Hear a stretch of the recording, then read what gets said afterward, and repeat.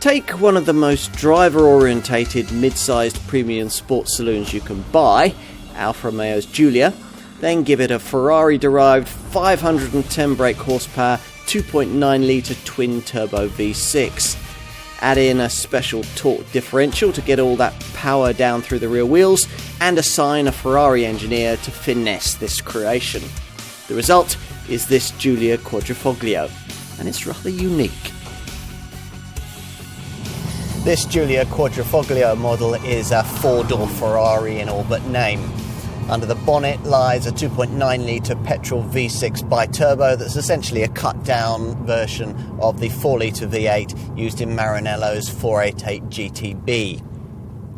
It develops a thundering 510 brake horsepower, which at the time of this test was an output matched only by the upgraded and much pricier S version of this model's other most obvious rival, the Mercedes-AMG C63. This Alfa storms to 62 miles an hour in a 3.9 second time that identically matches that Merc. This figure only slightly slower than that Ferrari we just mentioned. And should you find yourself on a track or on a stretch of unrestricted autobahn, it'll keep powering on to 191 miles an hour. Alfa's thrown all the performance technology it has at this Halo model, though interestingly not its Q4 four-wheel drive system, not for our market anyway.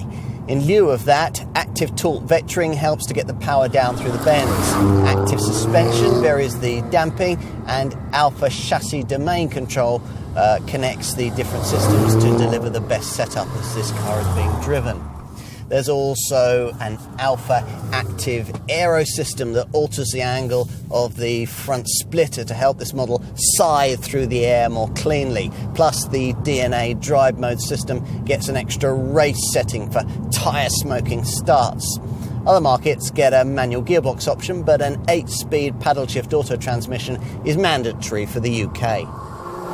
The torque proportions of the Giulia work well with the Quadrifoglio embellishment. Enthusiasts will most readily recognise this top Giulia version by its unique 19-inch wheels, through which you can glimpse black aluminium calipers. We've got optional yellow calipers here. There's also special Quadrifoglio badging, pronounced side sills, and black gloss window surrounds. At the front, piercing bi-xenon headlamps flank the classic shield-shaped grille to give the car some serious overtaking presence. There's also a lower splitter for optimum aerodynamics. And at the rear, there are LED tail lamps, a neat boot spoiler that can be trimmed in carbon fibre, plus a sports exhaust with quad tailpipes. As usual, of more importance is the stuff you can't see, namely the use of ultra-lightweight materials in this variant structure, including carbon fibre for the bonnet, roof, front splitter, rear spoiler and body inserts, as well as aluminium for the doors and wings.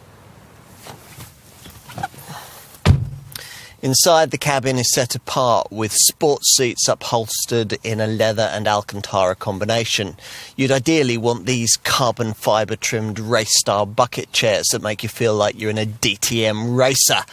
The dashboard and the door panels are also wrapped in stitched leather, and there are carbon fibre inserts around the fascia, plus you get aluminium kick plates and an ambient lighting setup for a classy feel after dark. Otherwise, it's the usual Giulia interior package with design centred around the driver, the main controls grouped together on the small steering wheel. When it's time to take a seat in the rear, taller folk might find access hindered a little by the swept back roofline. Still, the rear door opens decently wide, and once inside you'll find that there's a reasonable amount of backseat space by class standards, with plenty of room to push forward your feet beneath the front chairs. There's a relatively high centre transmission tunnel, but you get twin centre vents, a USB port, a fold-down centre armrest with cup holders and overhead reading lights. Out back, there's a 480-litre boot. You could argue that this top Giulia doesn't offer anything you can't already get from a rival Mercedes-AMG C63, and in some ways that's true. But this Alfa delivers its performance in an even more beguiling way, and of course it's much rarer. One for collectors, we think.